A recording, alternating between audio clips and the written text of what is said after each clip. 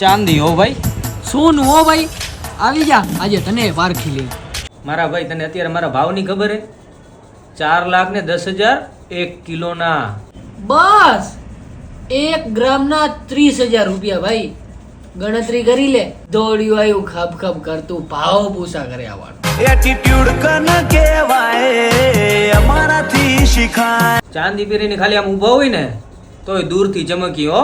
ચમક ધમકની જરૂર જ નથી ભાઈ. ખાલી પહેરીને ઊભા હોય ને તો વેલ્યુ ઓટોમેટિક વધી જાય. ડુપ્લિકેટ ડી માલ હોય હોનું તો હોનું જાઓ. નબળા અને સબળા બધા લોકો મને પહેરી શકે હો ભાઈ. સોનું પહેરવું જેવા તેવાના કામ નથી. લેવલ જોઈએ લેવલ.